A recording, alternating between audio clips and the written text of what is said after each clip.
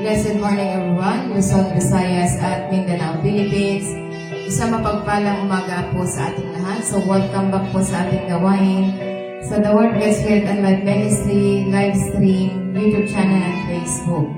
So isang mapagpalang umaga po sa ating founder ng The Word God Spirit and Life Ministry, kay Pastor Alfred Caslam, sa buong pamilya, lahat ng mga members ng The Word God Spirit and Life Ministry, good morning, good morning. So isang mapagpalang umaga din po sa ating pastor sa Bohol, kay Pastor Chupi Luyumo ng Bohol. Good morning sa ipastor sa buong pamilya at mga members ng The Word God Spirit and Life Ministry Bohol. Good morning, good morning. At isang mapagpalang umaga din po sa ating pastor sa Cebu, kay Pastor S.A. Pinote, sa buong pamilya at mga members ng The Word God Spirit and Life Ministry Cebu. Good morning, good morning. At ganun din sa Claveria, Anii, kay Pastora Ria Naguhoy, sa buong pamilya ng mga members ng The Word God Spirit and Life Ministry, Anii, good morning. At ganun din sa Claveria, Mati, kay Pastor Bernie Sinagunya, sa buong pamilya, lahat ng mga members ng The Word God Spirit and Life Ministry, Mati, at lalo na sa San Isidro Homes, lahat po ng members at sa lahat po ng viewers. So good morning, good morning. So isang mapagpalang umaga po sa ating lahat. So tayo po'y manalangin upang mahinda natin ang ating sarili sa magandang balita. Good morning, Father God in heaven. Good morning, Lord Jesus. Good morning, Holy Spirit. We come to you in this beautiful day with abundant thanksgiving and praise in the name of Jesus Christ, with the power of the Holy Spirit. Father, thank you for the great new day with your unconditional love, joy, peace, unity, loving kindness, mercy, miraculous ways in our life, Father. Thank you, Father God, for giving us strength, courage, understanding, wisdom, knowledge, and Holy Spirit. You are the best teacher, provider, comforter. Thank you, Father God. Holy Spirit, I acknowledge you to use my mouth to speak your words sa everyone of us. Salamat, Holy Spirit, sa pagtuturo manabok katotohanan upang ang lahat ng ating friends sa FB, Facebook, so ay makatune in dito sa ating gawain upang sila ay ma-open ang kanilang spiritual ears, hearts sa magandang balita, upang sila ay mailigtas sa pangalan ng Panginoong Kristo. Thank you, Father God, sa divine protection ng aming mga kaaway, hindi makakagawa ng sandata para gamitin ang kanyang mga labi para magsalita laban sa amin dahil ang aming katuwiran ay mula lamang sa iyong Panginoong sa Kristo. Thank you, Father God, to impart to your servant, to me, to destroy, to cancel, to rebuke all the words of our enemies against principalities, against power, against the rulers of darkness of this world, against spiritual wickedness and high places, Satan, demons, evil spirit, spirit of witchcraft, spirit of barang mangkukulam, spirito ng manggagaway, spirito ng duwende, kapre, itim na anino, spirito ng witchcraft, spirito ng sickness, I bind you.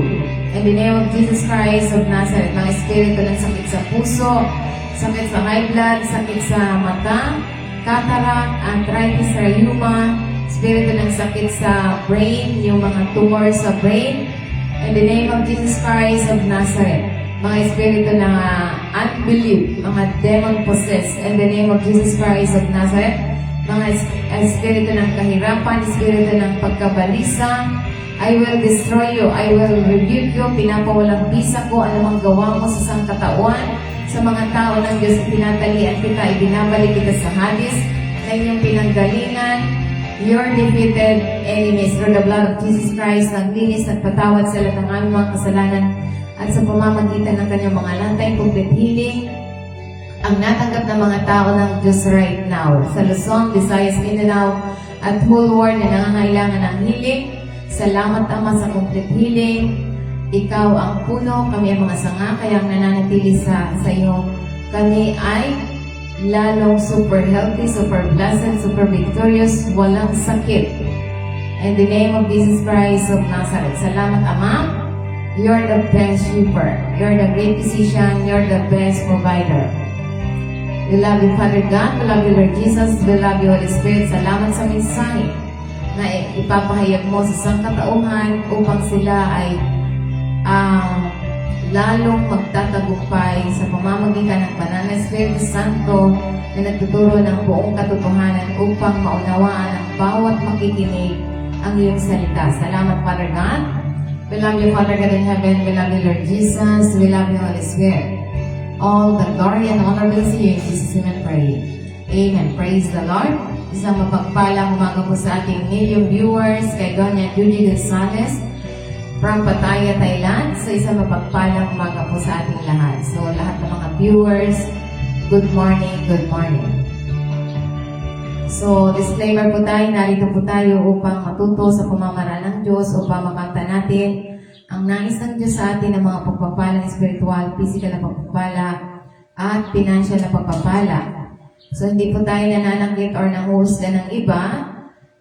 Lahat po ng babanggitin dito mula lamang sa kasulatan na kinasya ng Diyos upang mapapakinabangan natin at tayo'y matuto sa pamamaraan at katuwiran ng Diyos upang hayahay ang buhay, walang sakit, walang mahirap, walang problematic.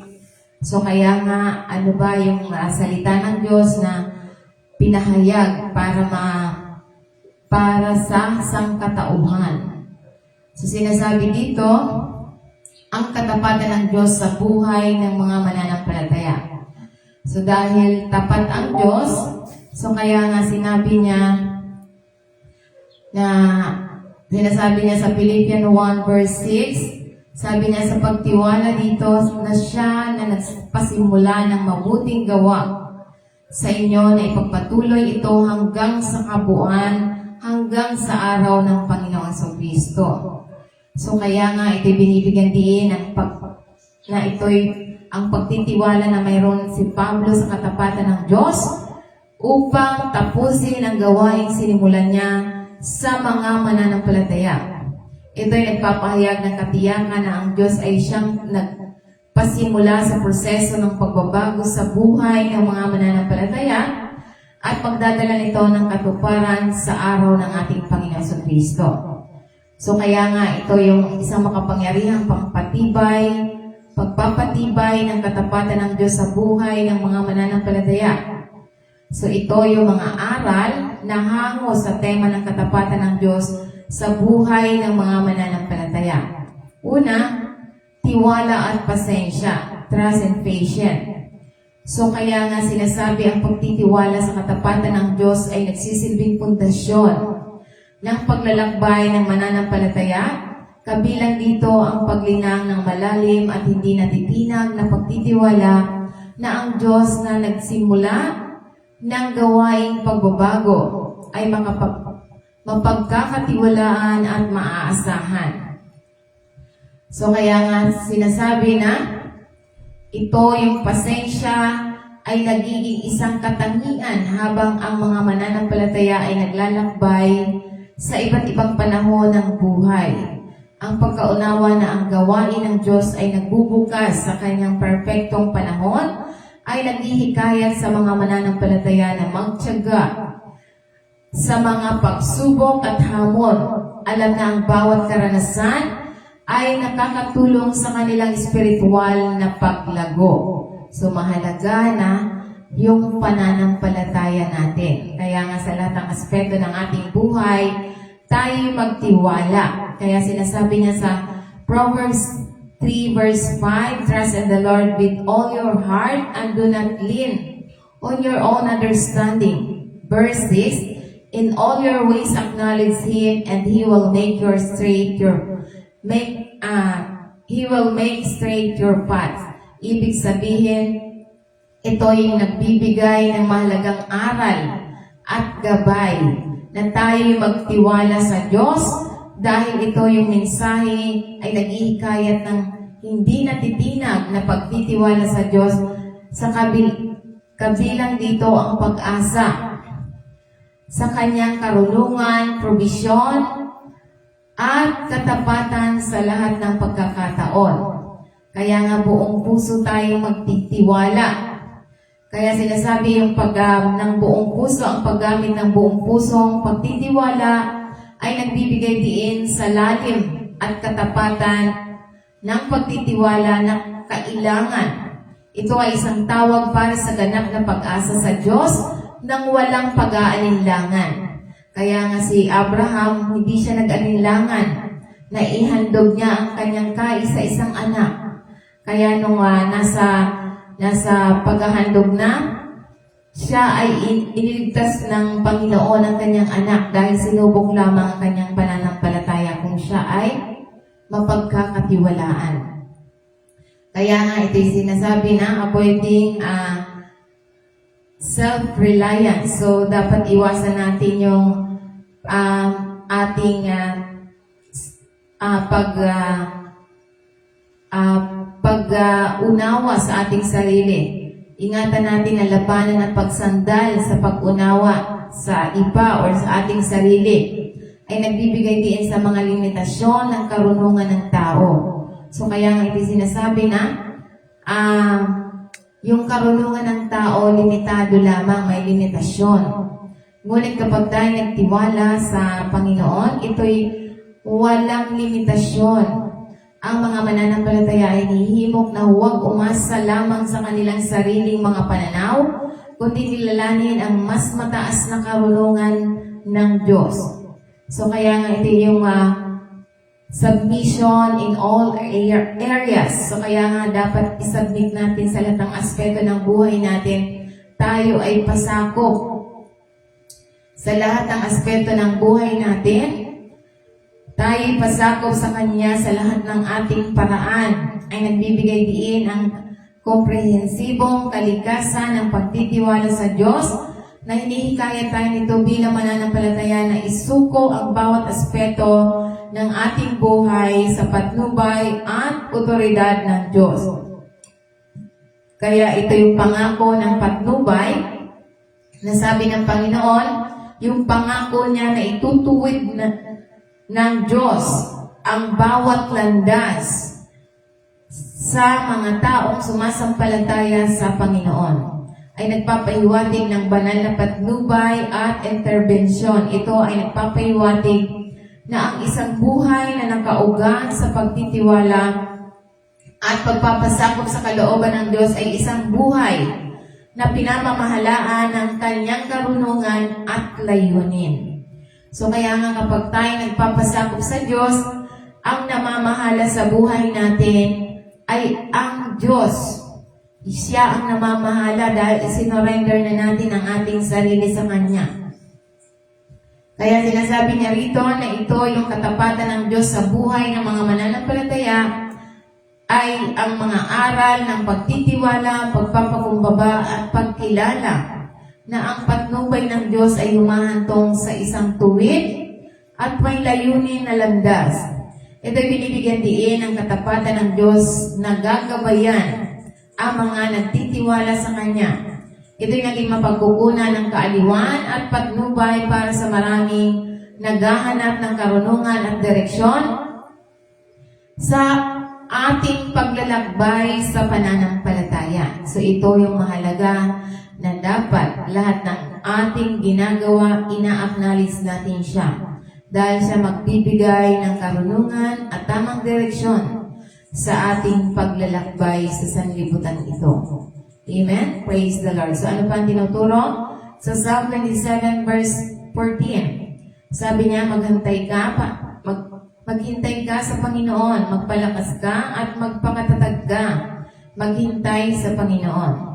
Kaya nga ito nagbibigay ng kalagahan ng aral ng pampatibay loob na yung pagtsatsaga at paghihintay sa Panginoon na sinasabi dito na ito yung pangunahing tema ng pagtsatsaga at ang kabutihan ng paghihintay sa Panginoon ay hinihikayat ang mga mananampalataya na magtiwala sa panahon ng Diyos at maging matyaga habang naghihintay sila sa kanyang patnubay at intervention.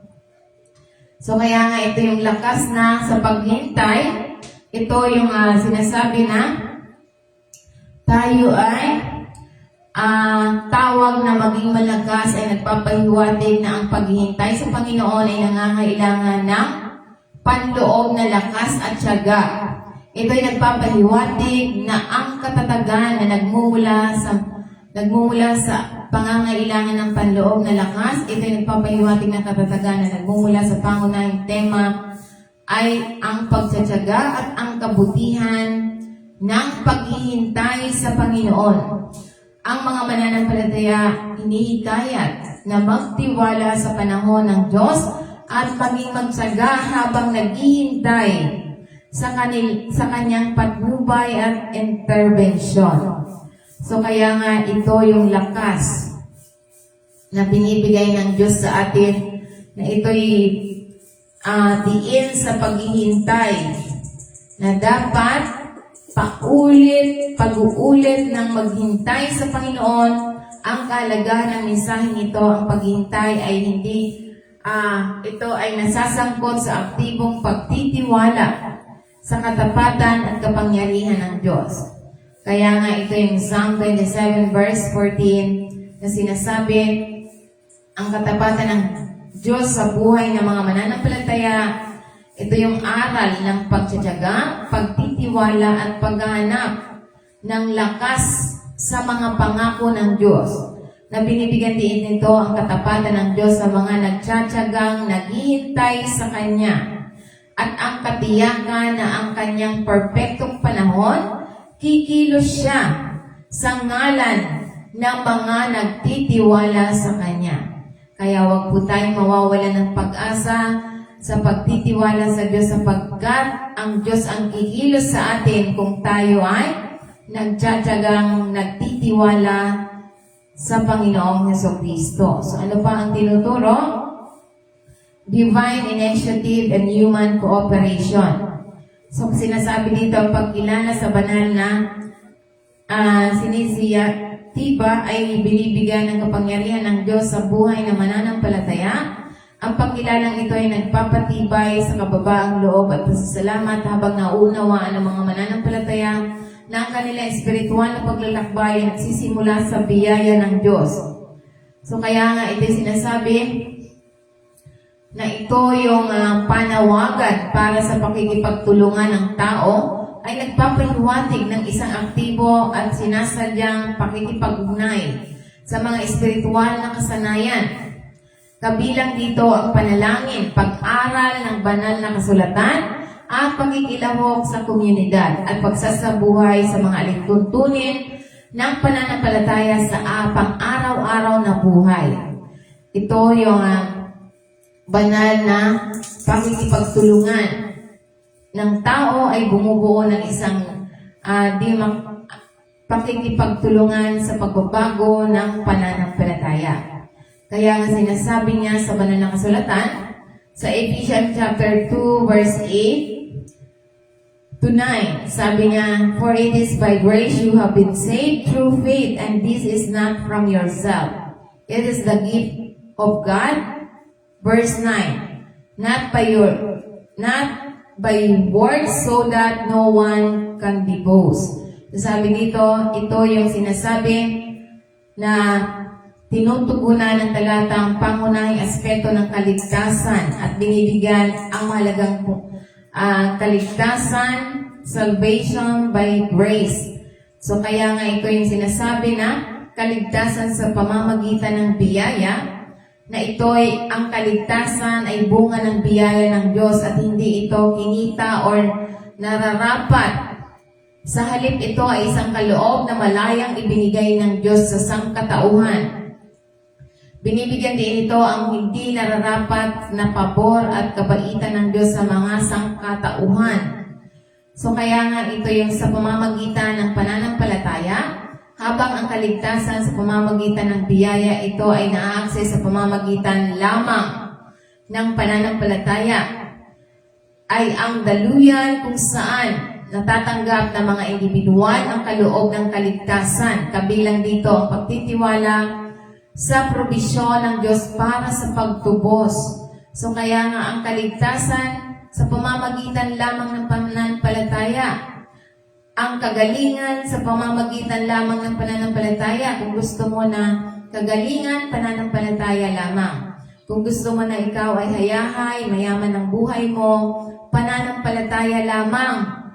Lahat ng nais natin, sa pananampalataya lamang tayo ay maliligtas. So kaya nga ibig sabihin makakamtan mo anuman ang nais mo sa pamamagitan lamang ng pananampalataya. At hindi ito sa sarili mong kalakasan, hindi ito sa sarili mong pagsisikap. Kahit na anong gawin mo, di ba yung iba, sasabihin niya para maligtas daw sila, gagawa sila ng sasakripisyo sila ng pamimigay. O kaya sila ay sinasabi nila na pag isinasabuhay nila yung Semana Santa, yung iba daw dyan sa ibang reliyon, na sinasabi nila, dinadala nila yung krus ni Jesus. Sabi, wala pa naman nakakakita ng imahe ng tunay na Panginoon. Pero isinasabuhay nila, sabi dito, kahit na anong sasabuhay o gawa ng tao, hindi ka maliligtas. Ngunit ang kaligtasan mula lamang sa pagsakripisyo ng ating Panginoon Kristo na siya ang nagdala ng ating mga pagsalansang. Ipinako siya sa krus dahil sa ating mga kasalanan. Siya lamang ang nagsakripisyo para tayo ay mailigtas at hindi ito yung nagbibigay diin ng kaligtasan ay hindi nakakamit sa pamamagitan ng pagsisikap ng tao. Ito'y isang banal na hakbangin at ang tao ay walang anumang kontribusyon sa kanilang kaligtasan maliban sa pananampalataya. So ang mga tao daw walang contribution kahit na ano. Maliban lamang kapag tayo nananampalataya, tayo ay maliligtas. Yan ang sinasabi sa banal na kasulatan. Ito'y regalo ng Diyos, kaloob ng Diyos, na nagpapatibay na ang idea ng kaligtasan ay ipinagkaloob sa mga mananampalataya bilang pagpapahayag ng pag-ibig at awa ng Diyos. Hindi ito maaaring kitain or bilhin. Ito ay isang magandang regalo mula sa Diyos. Kaya nga, ang kaligtasan, ang salita ng Panginoon ay libre. Lahat ng gawain sa simbahan, libre. Kung gusto mong gumaling ka sa karamdaman mo, lumapit lang kayo sa mga pinuno ng iglesia, libre ang healing.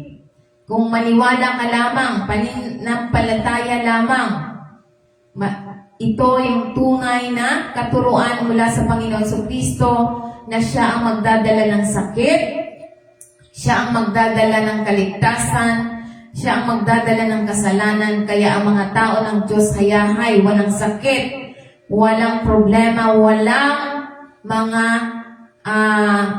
walang kahirapan dahil tapos na tayong pinayaman sa pamamagitan lamang ng pananampalataya. Mayaman tayo sa pagmamahal, mayaman tayo sa salita ng Panginoon, mayaman tayo dahil ang salita ng Panginoon kailanman hindi lilipas, mananatiling magpakailanman. Ang mga bagay na nasa sanlibutan, ito ay mawawasak, mabubulok, at mawawalan ng halaga. Ngunit ang salita ng Diyos, ito'y mananatiling magpakailanman. Kaya ang mga taong sumasampalataya sa Panginoon Kristo, mayaman sa kaloob. Yan ang sinasabi na walang pagkukulang. Ito'y sinasabi na hindi resulta ng gawa ng mga tao.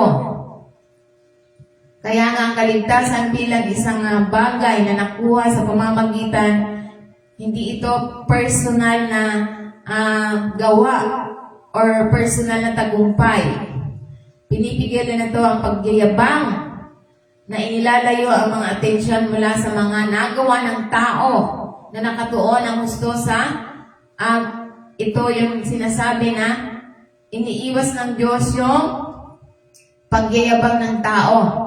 Kaya nga, tayo ay nailigtas sa pamamagitan lamang ng biyaya na kaloob ng Diyos dahil tayo ay nananampalataya.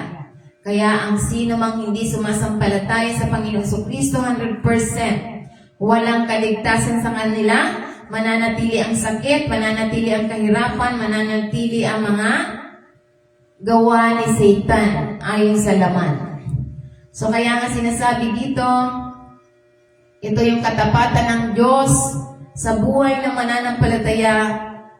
ang aral ng pagtitiwala sa banal na hakbangin at pag-unawa na ang kaligtasan ay isang patotoo sa katapatan at biyaya ng Diyos. Ito'y nagpapaalala sa mananampalataya na ang kanilang relasyon sa Diyos ay itinatag batay sa kanyang hindi nararapat na pabor at hindi sa kanilang sariling mga gawa. So, hindi sariling gawa, kundi sa tamang pananampalataya sa relasyon natin sa Diyos kung bakit tayo ay nailigtas. Kaya kung wala kang relasyon sa Panginoong Kristo at ikaw ay direktang lumapit sa Ama, wala kang tamang relasyon sa Diyos, kaya ang resulta, hindi aalis ang sakit, hindi aalis ang kahirapan, hindi aalis ang kasalanan, ayon sa Biblia. Kaya nga ito yung mahalaga na dapat alam natin. Kaya ano pa sinasabi Philippians 2 verse 12? Sabi dito, kaya nga mga minamahal kong paano kayo ay laging sumusunod, gayon din ngayon, hindi lamang gaya ng sa aking harapan, kundi higit pa sa aking kawalan. Gawin ninyo ang inyong sariling kaligtasan na may takot at panginginig. Verse 13, sapagkat ang Diyos ay gumagawa sa inyo kapwa sa kalooban ng Diyos at paggawa para sa ikabubuti. So kaya nga ito'y nagpapakita ng pananaw sa ugnayan ng pagitan ng pananagutan ng tao at kapangyarihan ng Diyos sa proseso ng kaligtasan. So kaya nga kung hindi mo gagawin na ikaw ay maniwala, wala kang kaligtasan. So ito yung proseso na ikaw yung gagawa ng pananampalataya mo upang ikaw ay mailigtas. Ito yung pagsunod sa pansariling pananagutan. So kaya nga kung hindi ka susunod, hindi ka maniniwala, wala kang kaligtasan. So kaya nga ito hinihikayat tayo bilang mananampalataya na magpatuloy sa pagsunod. Hindi lamang kapag mayroong naruroon upang magmasid, ngunit higit pa sa kanilang kawalan. Binibigyan ito ang idea ng pare-parehong at tapat na pangako sa pagsunod sa mga turo ng ating Panginoon Kristo. Kaya nga, kapag hindi mo ginawa, halimbawa, sasabihin mo, naniniwala ako pero hindi ka naman sumusunod. So, walang kaligtasan doon. Naniniwala ka sa Panginoong Kristo na siya ang magliligtas pero sinasalungat mo ang salita ng Panginoon, di walang pagsunod doon, walang gawa. So kaya nga magagawa natin kung tayo ay pasakop sa Diyos. Paggawa sa iyong sariling kaligtasan, ito yung maisasabuhay mo ba ang salita ng Panginoon? Kaya nga ito hindi nagpapahiwatig, ito yung sinasabi na pagsisikap ng iyong sariling kaligtasan ay hindi nagpapahiwatig ng pagkamit ng kaligtasan sa pamamagitan ng personal na pagsisikap. Sa halip, nagmumungkahi ng aktibo at sinasadyang pakikisangkot sa proseso ng pagsasabuhay ng mga application ng kaligtasan. So, kailangan mong i-apply.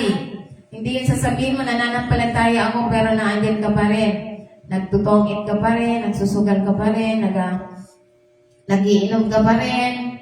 So, hindi ka pa rin gumagawa para sa kalwalhatian ng Diyos. So, walang kaligtasan sa mga hindi gumagawa at hindi nananampalataya. Ito'y tinawag na lumahok sa kanilang sariling espiritual na paglago at pag-unlad. So, sasabihin mo, ligtas ka dahil tinanggap mo na ang Panginoong Kristo. Ngunit ikaw ay nambababae. Ikaw ay lasinggero. Saan ang kaligtasan dyan kung hindi ka gumagawa para sa kaligtasan na sinasabi sa banal na kasulatan?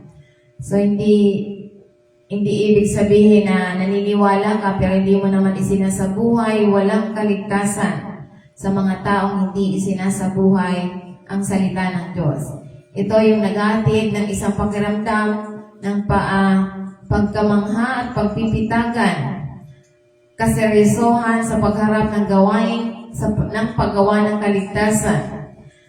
Hinihikayat nito ang pagpapakumbaba at pagkilala sa bigat ng paglalakbay ng Kristiyano. Kaya nga, ang gawain ng Diyos sa mga mananampalataya, ito yung sinasabi na ang pananagutan ng tao sa banal na pagkilos habang ang mga mananampalataya ay tinawag upang gawin ang kaligtasan. Ito ay ang Diyos ang gumagawa sa iyo. Kaya nga hindi mo kayang maniwala kung wala sa iyo ang banal na Espiritu ng Diyos. So, hindi natin kayang gawin, hindi natin magagawang maniwala kung wala sa atin ang banal na Espiritu ng Diyos. Kaya nga, ito yung sinasabi na mahalagang papel ng biyaya at pagbibigay kapangyarihan ng Diyos sa paglalakbay ng mananampalataya. So, isang mapagpalang umaga po sa ating million viewers, kay Doña Judy Gonzalez from Pattaya, Thailand, Romel Pamesa, so isang mapagpalang umaga, Doña Marley Asok, so isang mapagpalang umaga, at sa buong pamilya. So kaya nga ito para sa kanyang mabuting kasayahan, so ito yung sinasabi na ginawa tayo ng Diyos para sa kanyang mabuting kasiyahan, masaya ang Diyos na tayo kanyang nilikha. Ito yung layunin ng pagsisikap ng tao at gawain ng Diyos ay nakabalangkas bilang paghahanap ng kanyang mabuting kasiyahan. Binibigyan din ito ang idea na ang buhay ng Kristiyano ay hindi lamang tungkol sa personal na katuparan, ngunit nakatuon sa kaluguran ng Diyos at paggayon ng kanyang mga layunin.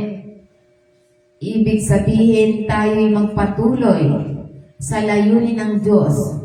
So kaya nga ito sinasabi na ang katapatan ng Diyos sa buhay ng mananampalataya, ito yung mga aral ng pagsunod, pagpapakumbaba at pagtiwala at pagkilala ng pagbabagong gawain sa mga mananampalataya ay isang pagtutulungan, pagsisikap sa pagitan ng kanilang aktibong pakikilahok at ang mapagbiyayang gawain ng Diyos sa loob natin. Pinapatibay nito ang paniniwala na ang Diyos ay tapat upang gabayan at bigyang kapangyarihan ang mga mananampalataya sa kanilang paglalakbay ng pananampalataya. So ano pa ang tinuturo sa atin? Mayroon tayong pag-asa at katiyakan. The assurance of God's faithfulness. So ito yung katapatan na sinasabing na katiyakan na ang Diyos ay tapat, ay nagdudulot ng matinding pag-asa. Sa mga sandali, mga pag-aalinlangan or kawalan ng pag-asa, ang mga mananampalataya ay kumuha ng lakas mula sa hindi natitinag na pangako na ang gawaing pinasimulan ng Diyos ay matatapos. So kaya nga sinasabi niya, ang pag-asang ito ay lumalampas sa mga pangyayari na nagbibigay ng isang matatag na pundasyon sa gitna ng mga kawalan ng katiyakan sa buhay. So binibigyan din ito ng kapangyarihan na ang mga mananampalataya na harapin ang mga hamon ng may katatagan, tiwala na ang kanilang paglalakbay na may layunin at ginagabayan ng isang tapat na Diyos. So kaya nga ito'y tapat ang Diyos, kaya nga sinasabi niya sa Romans 15 verse 13, puspusin nawa kayo ng Diyos ng pag-asa, ng buong kagalakan at kapayapaan habang nagtitiwala kayo sa Kanya upang kayo mag-umapaw ng pag-asa sa pamamagitan ng kapangyarihan ng Espiritu Santo. So kaya nga ito yung ito'y isang magandang panalangin ng pagpapala at pag-iikayat na binibigyan din ito ang ilang mahalagang mensahe ng Diyos ng pag-asa na tinutugunan ng Diyos bilang isang Diyos ng pag-asa na tinatampok ang kanyang katangian bilang pinagmulan na tunay at pangmatagalang pag-asa. Ito ay nagtatakda sa trono para sa mga biyayang sumusunod sa Kanya at nananampalataya. Kaya nga ito yung sinasabi na punong-puno ng kagalakan at kapayapaan.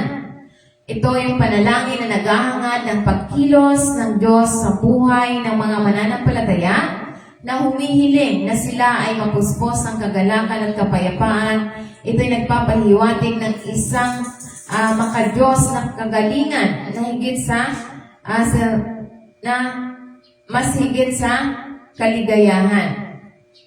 Kaya nga dapat lang tayo magtiwala sa Kanya sa pagitan ng pagtitiwala sa Diyos at pagtanggap ng kagalakan at kapayapaan ay mahalaga. Binibigyan diin ang mga idea na isang mas malalim at matibay na pagtitiwala sa Diyos ay saligan upang maranasan ang tunay na kagalakan at kapayapaan. So, hindi natin mararanasan ang tunay na kagalakan at kapayapaan kung hindi tayo nagtitiwala sa Diyos. Dahil kapag sa tao tayo magtiwala, walang kagalakan, walang kasiyahan, walang kapayapaan. Halimbawa, nagtiwala ka sa tao. Sinabi ng tao na, ay, magmi-maintenance ka na. So, kapag ganyan ba ang mapapakinggan mo sa tao? May kagalakan ba doon? May kapayapaan ba doon? So, walang kapayapaan sapagkat kapag walang pambili ng pang-maintenance, do you think na may kapayapaan ka? Sasabihin mo, naku, wala na naman akong pambili ng maintenance. Paano na naman to? Baka mangyari sa akin ito. So, walang kagalakan at walang kapayapaan sapagkat sa tao ka umasa. Kaya nga kapag sa Diyos, umaapaw sa pag-asa. Ito na layunin ng panalangin ay ang mga mananampalataya ay maaring umapaw ng pag-asa. Ito'y nagmumungkahi ng kasaganahan at ng isang nakahawang katangian ng pag-asa na ibinibigay ng Diyos na nakaka-impluensya hindi lamang sa individual kundi pati na rin sa mga nakapaligid sa atin. So kaya nga ito'y sinasabi ang kapangyarihan ng banal na Espiritu Santo, ang pinagmumula ng pagbabagong pagpapalang ito ay nauugnay sa kapangyarihan ng banal na Espiritu na pinapatibay nito ang idea na ang tunay na kagalakan, kapayapaan at pag-asa ay hindi lamang sa mga nagawa ng tao, kundi pinadali ng banal na presensya at patnubay ng banal na Espiritu ng Diyos. So kaya nga ito sinasabi na ang katapatan ng Diyos sa buhay ng mga mananampalataya, ito yung papel ng Diyos bilang pinagmula ng pag-asa, kagalakan at kapayapaan. Naayon ito sa mga aral ng pagtitiwala, pakikipagtulungan ng Diyos sa tao at ang katiyakan na nagbibigay diin ng pagbabagong kapangyarihan ng banal na Espiritu Santo sa buhay ng mananampalatayang Kristiyano. Amen. Praise the Lord. So ano pa ang tinuturo? Kailangan natin panghawakan natin ang ating pag-asa upang huwag tayong mag-alinlangan sapagkat tapat ang Diyos sa bawat isa sa atin. Kaya nga sinasabi niya sa Hebrews 10 verse 23, let us hold fast the profession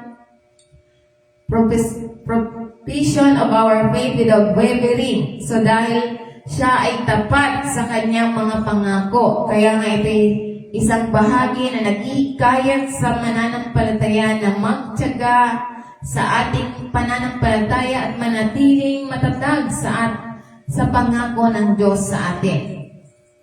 Kaya nga ito sinasabi na panghawakang mahigpit ang pagtatapat ng ating pag-asa.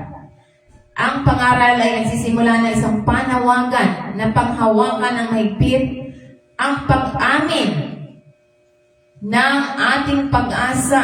Ito ay tumutukoy sa pampublikang deklarasyon at pagkilala sa pananampalatayang Kristiyano. Ang mga mananampalataya ay hinihikayat na manatiling matatag sa kanilang pangako sa ating Panginoon Kristo na hindi pinahintulutan ang kanilang panlabas na panggigipit o pag-aalinlangan na yumayag sa kanilang pagtatapat ng pag-asa sa Kanya. Kaya nga ito yung walang pag-aalinlangan na nagbibigay diin sa pangangailangan na hindi natitinag na pananampalataya. Ito'y binibigyan diin ito ang kalagahan ng isang matatag at hindi natitinag na pangako at pag-asa ng Kristiyano. Ano man ang mga hamon o kawalan ng katiyakan na maaaring lumitaw sa sangkatauhan. So hindi dapat tayo nawawala ng pag-asa. Sapagkat tapat ang Diyos na nangako. Siya ay tapat sa bawat sumasampalataya.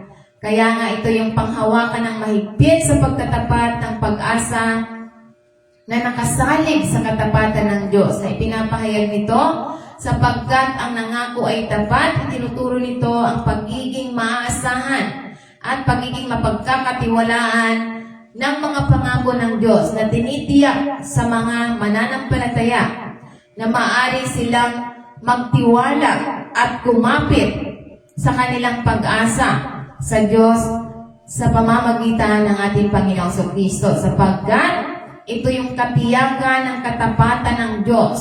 Ang pagbibigay diin ng katapatan ng Diyos ay nagsisilbing mapagkukunan ng katiyakan para sa mga mananampalataya. Ipinapaalala nito sa kanila na ang kanilang pag-asa ay nakaangkla sa isang Diyos na mapagkakatiwalaan, tapat sa Kanyang salita, at may kakayahang tuparin ang bawat pangakong binitawan sa atin, sa ating lahat, sa iyo, sa akin, sa ating lahat. So mapapagkatiwalaan ng Diyos, tutuparin niya ang bawat salita niyang binitawan sa atin. Kaya nga kapag tayo nakaranas ng mga pagsubok, kung nananampalataya ka sa salita ng Panginoon, siya ay tapat. Ano ang sabi ng Panginoon kapag ikaw ay sinubok sa kahirapan? Sabi ng Panginoon, siya ang naghirap para ikaw ay yumaman. Kung pangahawakan mo ang kanyang pangako, gagawa siya ng milagro sa buhay mo para ikaw ay makaahon sa kahirapan. Hindi ka mananatiling mahirap sapagkat pinanghawakan mo ang pangako ng Panginoon na hindi mo binibitawan ang pangako niya na ito'y kakayanin, tutuparin ng Diyos anuman ang iyong pinanghawakang pananampalataya na nananampalataya ka na hindi na nakarooted na sa iyo ang salita ng Panginoon na sa pamamagitan ng Panginoong Kristo siyang naghirap para ako ay umaman. So ito yung panghawakan mo. Na sa pamamagitan ng Kristo, bagamat ikaw ay nakakaranas ng mga pagsubok ngayon sa financial, nakakaranas ka ngayon ng pagsubok sa espiritual, nakakaranas ka ngayon ng pagsubok sa karamdaman. Kung naniniwala ka sa salita ng Panginoon, natutuparin niya ang pangako niyang binitawan sa bawat isa sa atin. Ano ang sasabihin natin kapag tayo nakakaranas ng mga pagsubok at pinangahawakan natin ang salita ng Panginoon? Sasabihin mo, Satan, it is written. Kung pinahirapan ka ni Satanas sa kahirapan, ano ang sasabihin mo? Satan, it is written, my God has supplied all our needs according to riches and glories of our Lord Jesus Christ. So, ibig sabihin, ito yung pangako ng Diyos sa kanyang bayan. Kapag ikaw ay nagtiwala, siya ang magsusupply sa lahat ng pangangailangan natin. Kaya nga, sabi ng Panginoon, tutuparin niya ang bawat pangakong binitawan niya sa kanyang bayan. So kung ito ang pinanghawakan mo, nagtiwala ka sa kanyang salita, gagawin ng Diyos anuman ang kanyang binitawan. Kaya kung sa kabila ng nararanasan mo ngayon na ikaw ay naghihirap or wala kang makain, wala kang mga pang-tuition, wala kang pambayad sa kuryente, wala kang pambayad sa lahat ng mga gastusin, kung pangahawakan mo ang salita ng Diyos, gagawa siya ng paraan. Magpapadala siya ng mensahero or tao na makakapagbigay sa iyo ng pangakong binitawan ng Diyos sa bawat isa sa atin. Amen? Praise the Lord. Kaya isang halimbawa ng pinanghawakan ko ang pananampalataya during nung by faith, marami pa kaming pera. Yung bahay namin, ang bahay namin, hindi namin mabayaran. Hindi namin mabayaran dahil hindi nga ako nagtrabaho. Wala kaming trabaho noon during that time. Dahil mas gusto ko na lamang na magnilay-nilay ng salita ng Diyos. For 2 years hindi ako nagtrabaho dahil gusto ko lamang na magnilay-nilay ng salita ng Diyos sapagkat ginawa ko na ang part ko na magsumikap sa aming sarili. Trabaho ako mula high school hanggang makapagtapos. Trabaho ako ng trabaho, ngunit walang nangyari sa buhay ko. Ngunit, ang ginawa ko, nag-resign ako sa trabaho. So, ipinagkatiwala ko sa Panginoon. So, kaya nga, during that time, palalayasin na kami nung pag-ibig dahil yung bahay namin nasa pag-ibig. So, ano yung pinanghawakan ko? Sabi ko, my God has supplied all our needs. So, ibig sabihin, ipinagkatiwala ko sa Panginoon. Sabi ko dun sa naniningil or kumukuha na ng picture dahil binebenta na nila yung bahay ko, forbidding na siya. Forbidding na siya sa pag-ibig at marami nang nakaabang na bibili ng bahay ko. Ngunit sabi ko dun sa nagpipicture, lawyer daw yon na pinapaalis na kami, sabi ko, wag po kayong mag-alala. Wala pang 1 taon, mababayaran po yan. Dahil ang iniisip ko, naglilingkod ako sa Panginoon. Bagamat wala akong trabaho, ngunit ipinahayag ko ang pananampalataya ko. Nababayaran, kaya nga wala pang 1 taon, 10 months, fully paid. Walang utang yung bahay. Glory to God. So yan yung pangahawakan nating matibay, ang ating pagtitiwala sapagkat tapat ang Diyos sa bawat pangakong binitawan niya. Kaya nga tapat ang Diyos, hindi lang yon. So kahit na hindi ko pa hinihingi, dahil ako'y naglilingkod at nagtitiwala, kahit 1 bahay lang yon yung sinihiling ko sa Kanya, pero maraming add-ons. Ibig sabihin, hindi lang ilang bahay ang binigay niya sa akin. Dahil sa tapat ang Diyos sa Kanyang pangakong binitawan. Huwag mong titingnan ang kakayanan mo na wala kang pambayad. Huwag mong titingnan ang sitwasyon mo na ikaw ay may sakit ngayon. Ang titingnan mo ang kakayanan ng Diyos na kaya kang pagalingin. Dahil sabi niya, tapat siyang nangako, panghawakan natin ang pananampalataya. Gagawin ng Diyos kung ano ang kanyang ipinangako. Kaya nga, kung willing ka, maniwala ka lang sa Panginoon, 100%, papasukin mo siya, tanggapin mo siya sa iyong buhay, 100%. Ano man ang nais mo, tutuparin ng Panginoon ang nais mo sa iyong buhay. Yan ang pangako ng Panginoon sa bawat sumasampalataya sa Kanya. Amen? Ito isang tawag na hindi natitinag na pananampalataya at pagtatyaga sa pagtatapat ng pag-asa sa pamamagitan ng Panginoong Kristo. Tinitiyak ito sa ating mga mananampalataya na ang Kanyang pangako ay nakaangkla sa katapatan ng Diyos, na matatag sa pagtupad sa Kanyang mga pangako. Ito'y hinihikaya tayo bilang mga Kristiyano na tumayong matatag sa ating pananampalataya, na kumuha ng lakas mula sa katiyakan na hindi natitinag na katapatan ng Diyos. So tapat ang Diyos sa bawat sumasampalataya sa Kanya. Maliban na lamang kung hindi ka sumasampalataya, hindi gagawa ng milagro ang Diyos sa buhay ng tao na hindi sumasampalataya. Kaya nga, bago ako nagdadasal sa mga tao, tinatanong ko kung naniniwala siya sa Panginoong Jesucristo ay ang willing na mag-pray over sa mga taong may sakit. Kahit pa ikaw ay naghihingalo na, kung naniniwala ka, mabubuhay ka, mabibigyan ka ng pag-asa ng Diyos. Babaguhin niya, bibigyan niya ng, i-restore niya ang lahat.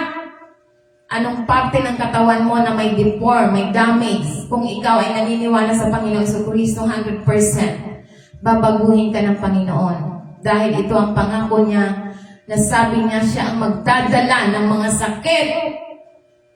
Kaya nga ito yung katotohanan kung maniniwala tayo.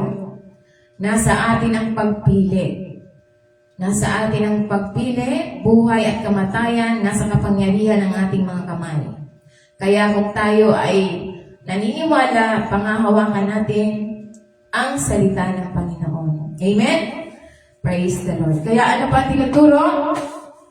Sa pamamagitan ng pananampalataya ng pagbabago, so ito yung moral na discernment. Ibig sabihin, ito yung nagiging mahalagang aspeto ng paglago ng pananampalataya. Ito yung aralin ng nagbibigay diin ng isang holistic. Ibig sabihin, yung holistic, yung mga pamamaraan mula sa Diyos na diskarte ng espiritual na pananampalataya at pag-unlad na nagigay sa mga mananampalataya na maghangad ng pagbabago sa lahat ng aspeto ng ating buhay.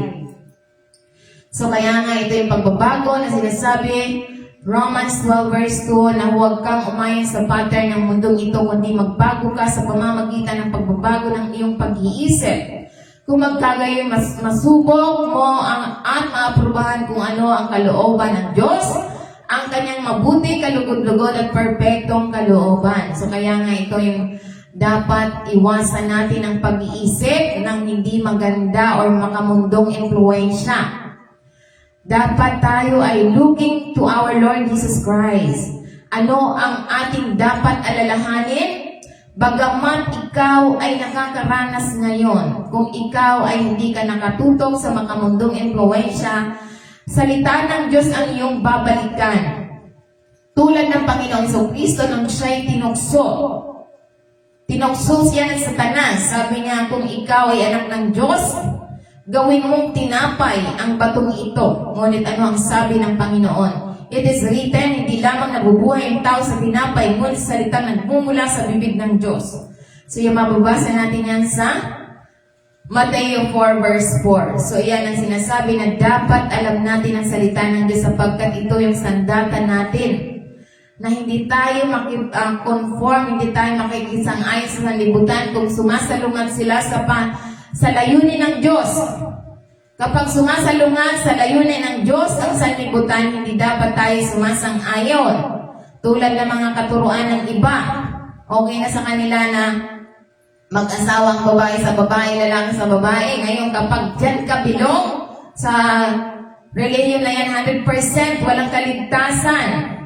Diyan sa mga gumagawa ng ganyan at isinasabuhay at sumasali sa ganyang gawain.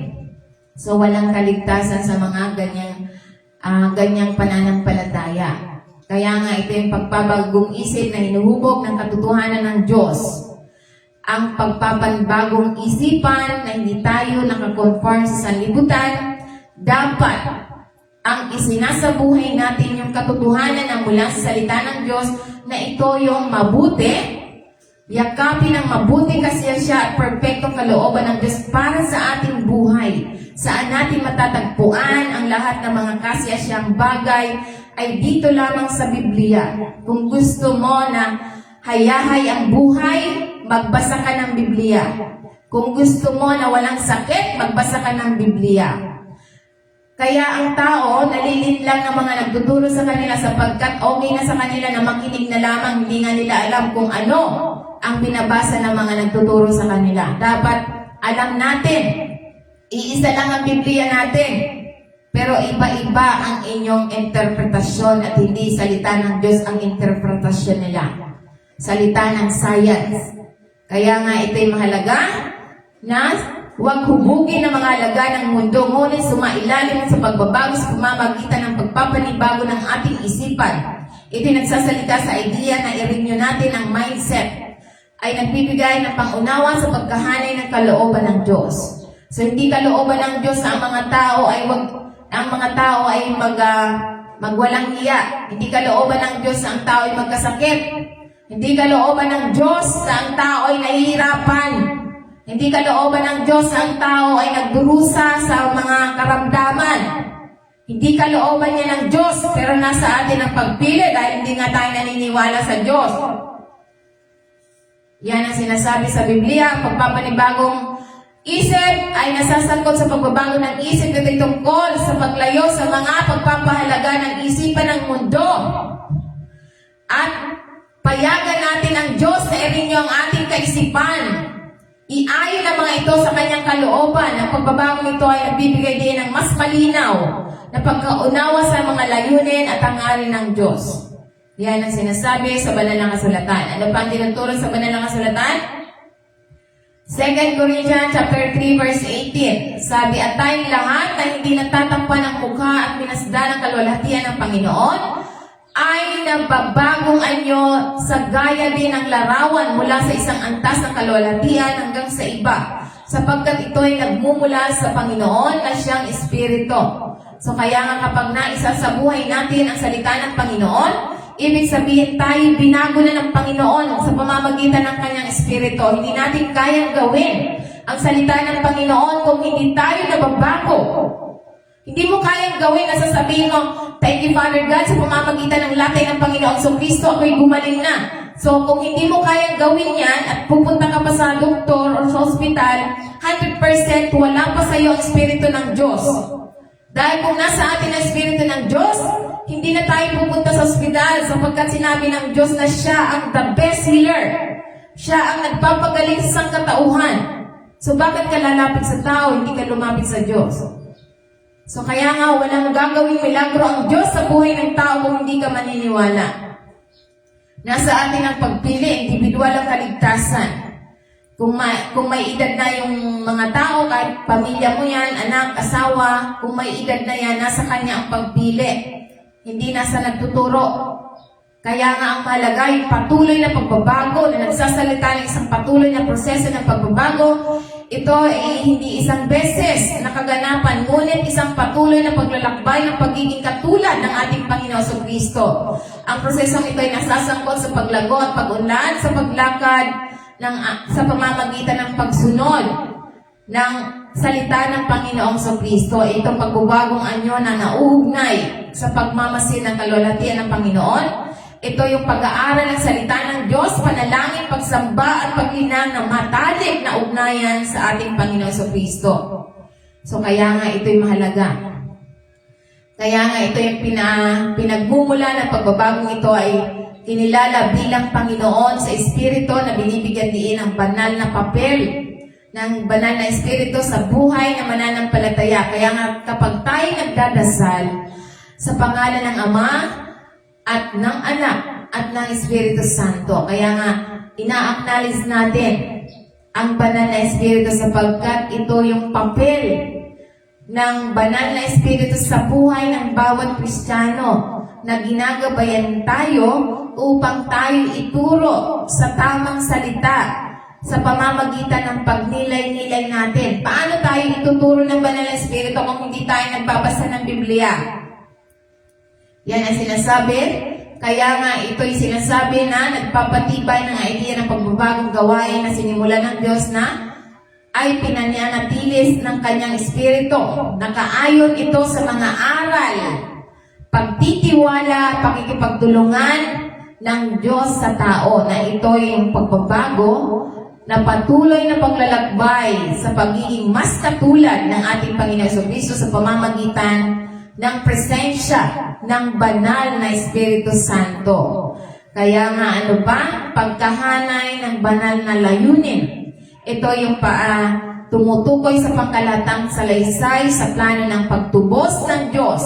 Ang mga mananampalataya ay tinawag na iayon ang kanilang buhay sa dakilang layunin na tinitingnan ang kanilang personal na pagbabago bilang bahagi ng isang malaking kasaysayan. So kaya nga ito sinasabi sa Ephesians chapter 2 verse 10. Ito yung layunin ng Diyos sa sangkatauhan. Sapagkat tayo kanyang ginawa na nilalang sa pamamagitan ng ating Panginoong Kristo para sa mabuting gawa na inanda ng Diyos ng una upang tayo magsilakad ng mga yaon.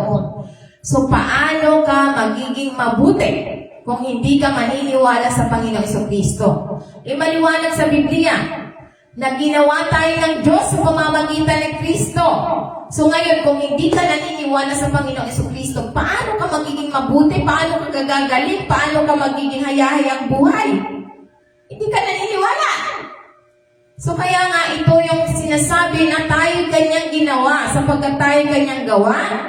Ito yung mga mananampalataya ay produkto ng paglikha, ng malikhain at pagbabagong gawa ng Diyos.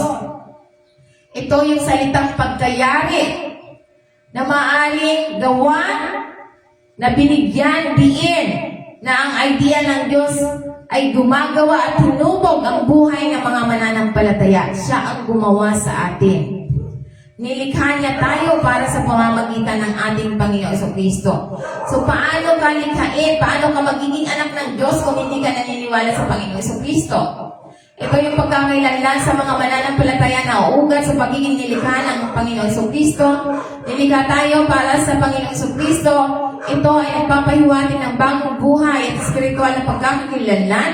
Ang mga mananampalataya ay resulta ng kanilang pakikipagkaisa sa pamamagitan ng Panginoon Kristo. Ito yung kanyang layunin at kahulugan. Ang layunin ng Diyos ay makasama tayo para sa mabubuting gawa at makasama tayo, makapiling tayo ng Diyos Ama. So paano tayo makakapiling ng Diyos Ama kung hindi ka naniniwala? Kaya nga, ang pananampalataya ay tinaligtas sa pamamagitan ng kanyang mga gawa, ngunit naligtas para sa layunin ng paggawa ng mga gawa ng kabaitan, pagmamahal at paglilingkod. Yan ang sinasabi sa banal na kasulatan. Kaya nga, ito yung sinasabi na ito'y maganda ang pagpapahayag na ang mga mananampalataya ay obra maestra. Ibig sabihin, ginawa tayo ng Diyos para tayo gumawa ng mabuti dahil sa pamamagitan ng Panginoong Jesucristo para sa isang layunin, particular na upang gumawa ng mabubuting gawa na itinakda ng Diyos. Kaya nga kung ang isang tao hindi mabuti ang ginagawa, hindi ito gawa ng Diyos. Kung ang tao ay laging nagiinom, nagsusugal, nag-aadik, ito'y hindi gawa ng Diyos. Lahat ng mga masasamang gawa, hindi mula sa Diyos. Kaya nga, kung mga taong yan ay hindi mabubuti ang ginagawa, ito'y hindi mula sa Diyos. Ito yung kaligtasan, ang pagbabagong katangian ng buhay Kristiyano, at ang tawag na mamuhay ng mga layunin ay may epekto sa paglilingkod sa Diyos at sa iba. Kaya nga iyon yung epekto.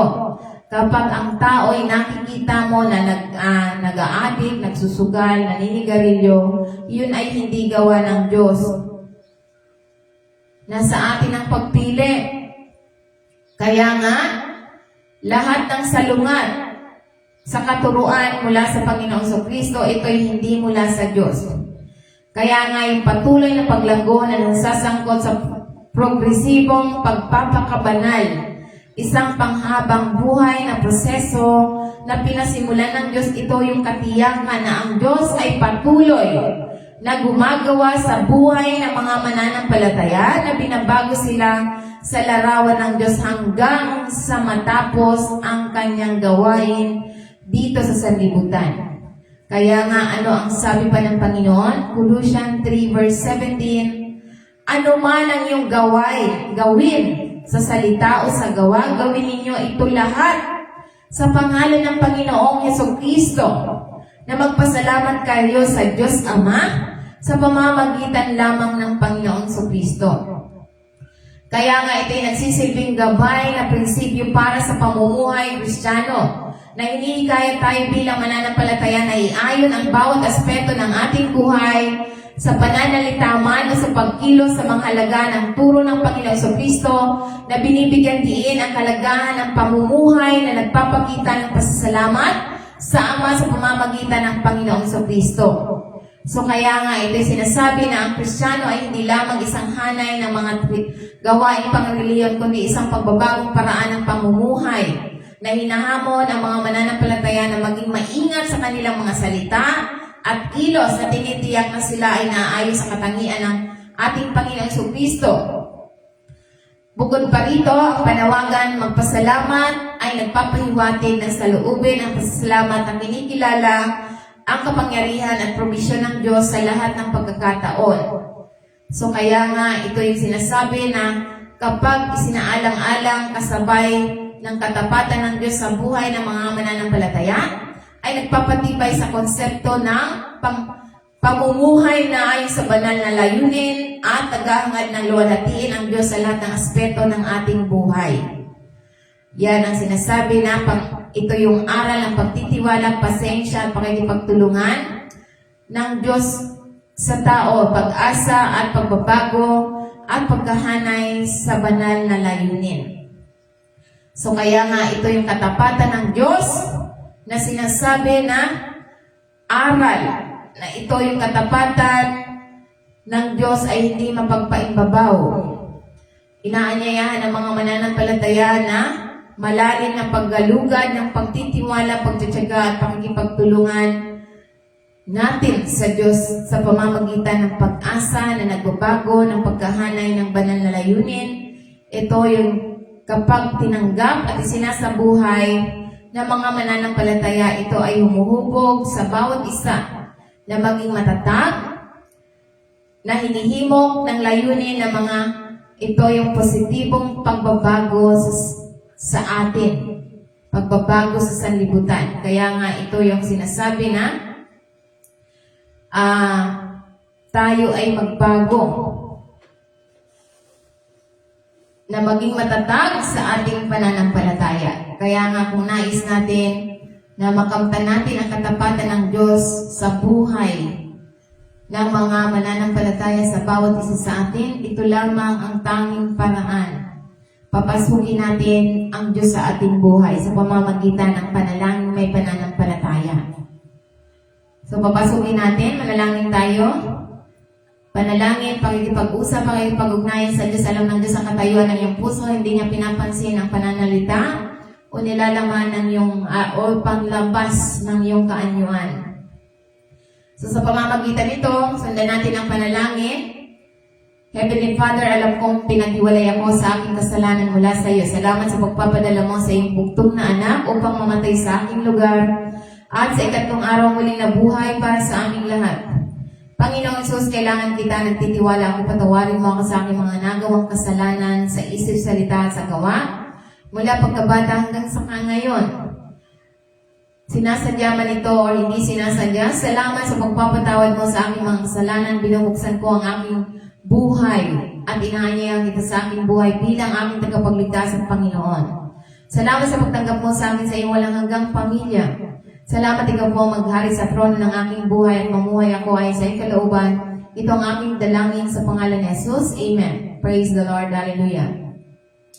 So tayo po manalangin sa Ama. Maniwala po tayo na tayo po ay papaguhin. Tayo po ay dahil tapat ang Diyos, ang katapatan ng Diyos sa buhay ng mga mananampalataya.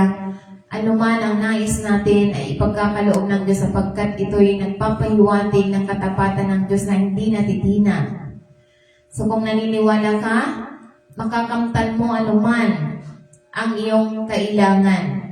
Hindi niya sinasabi na tingnan mo muna ang sarili mo kung kaya mo ba. Huwag nating titingnan ang ating sariling kakayanan dahil hindi natin kayang ibigay sa ating sarili. Maliban na lamang kung tayo nagtitiwala sa Diyos, kayang ibigay ng Diyos anuman ang nais natin sa ating sarili. Amen?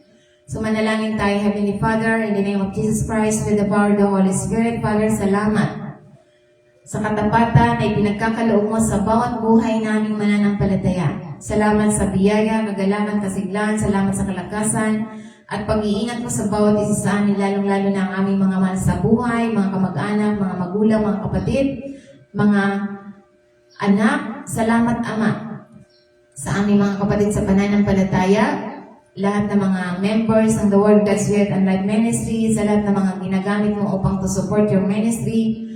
Salamat, Ama, sa 1,000-fold na pagpapalang ibinabalik mo ng siksik, liglig at umaapaw. Lahat ng kanilang mga dalangin, I pray, Father God, na granted na sa bawat isa. According to riches and glories of our Lord Jesus Christ, kaya walang pangamba, walang pagkabalisa ang iyong mga anak sa Luzon, Visayas, Mindanao, at whole world, lalong-lalo na ang million viewers ay pinadala mo. Thank you, Father God, you're the best provider. According to riches and glories of our Lord Jesus Christ, super blessed, punong-puno ng biyaya ang mga tao ng Diyos right now. In the name of Jesus Christ of Nazareth. Receive blessing right now. Victorious life, successful life, abundant life na ipinagkaloob ng Ama sa pamamagitan ng Panginoon sa Kristo. Receive blessing, financial breakthrough in the name of Jesus Christ of Nazareth. Sa pamamagitan ng kaluwalhatian ng Panginoon sa Kristo, sa kayamanan. Thank you, Father God, siksik, liglig at umaapaw ang biyayang natanggap ng mga tao ng Diyos right now. Thank you, Father God, sa divine protection ay pinagkakaloob mo sa bawat isa sa amin ng iyong mga anak.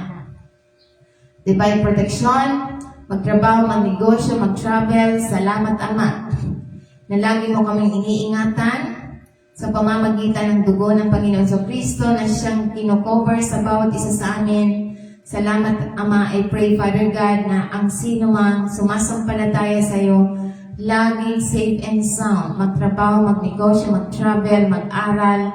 Salamat sa pag-iingat mo sa bawat isa sa iyong mga anak sa Luzon, Visayas at Mindanao, lalong-lalo na ang million viewers at lalong-lalo na ang aming mga mahal sa buhay, hanggang 7th generation ng aming pamilya. Salamat sa safe and sound, sa pag-iingat mo sa bawat isa sa amin ng iyong mga anak. At salamat, Ama, you're the best, the great physician sa pamamagitan ng latay ng Panginoong Jesucristo. Kami nananatili sa iyo at kami ay salamat, Ama, na lagi kaming super healthy, super na walang mananatiling sakit sapagkat sa pamamagitan ng latay ng Panginoong Jesucristo, isinungko namin anuman ang aming mga kasalanan, anuman ang aming nararanasan, isinuko namin sapagkat ang Panginoong Jesucristo ang nagdadala ng lahat ng karamdaman. Kaya salamat, Ama, sa complete healing na natanggap ng iyong mga anak right now in the name of Jesus Christ of Nazareth. Sa pamamagitan ng latay ng Panginoong Jesucristo, ang lahat ng sumasampalataya sa Panginoong Jesucristo, receive complete healing right now from head to foot is normal. In the name of Jesus Christ of Nazareth, from head to foot is normal. Kaya ikaw, Espiritu na nagpapahirap sa mga tao ng Diyos right now, ginagapos kita, tinatalian kita, inihagis kita sa hadis na iyong pinanggalingan, your defeated enemies. Mga espiritu ng ubo, mga plema, espiritu ng lagnat, espiritu ng high blood, espiritu ng stroke, espiritu ng arthritis, rheuma, espiritu ng cancer, espiritu ng tumor sa brain. In the name of Jesus Christ of Nazareth, go back to the Hades. Bumalik ka sa Hades sa iyong pinanggalingan. Hindi ka namin tinatanggap. Lumayas ka. Lumayas ka sa lugar na ito at huwag ka nang babalik pa sa mga tao ng Diyos sa Luzon, Visayas at Mindanao. Wala kang kapangyarihan sapagkat defeated ka na 2,000 years ago ang nakalipas. You're defeated. Lumayas ka at huwag ka nang babalik pa sa mga tao ng Diyos, mga espiritu ng kahirapan. Lumayas ka sa mga tao ng Diyos. In the name of Jesus Christ of Nazareth, receive healing right now from head to foot. Receive victorious life. In the name of Jesus Christ of Nazareth, complete healing ang natanggap ng mga tao ng Diyos sa Luzon, Visayas at Mindanao at whole world ng mga anak ng Diyos. At salamat, Ama, ng aming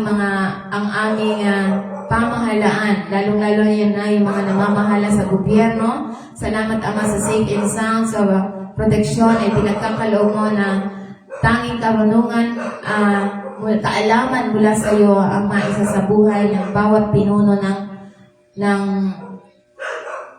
pamahalaan hanggang sa mababang posisyon. Thank you, Father God. Salamat sa pag-iingat mo sa mga namamahala ng pamahalaan. Thank you, Father God. At salita mo ang mangingibabaw sa bawat puso ng sangkatauhan sa Luzon, Visayas at Mindanao at whole world. Thank you, Father God. Salamat, you're the best shepherd, you're the great physician, you're the best healer. Good morning, Father God in heaven. Good morning, Lord Jesus. Good morning, Holy Spirit. All the glory and honor belongs to you. In Jesus' name we pray. Amen. So good morning, everyone. God bless po sa ating million viewers. Isang mapagpalang umaga po. So good morning po sa ating video viewers, kay Ronald Ganiban, Melissa Legaspi, Marley Aso. So isang mapagpalang umaga po sa atin. So bye for now. Hanggang sa muli po. God bless po. Ingat po tayo lahat.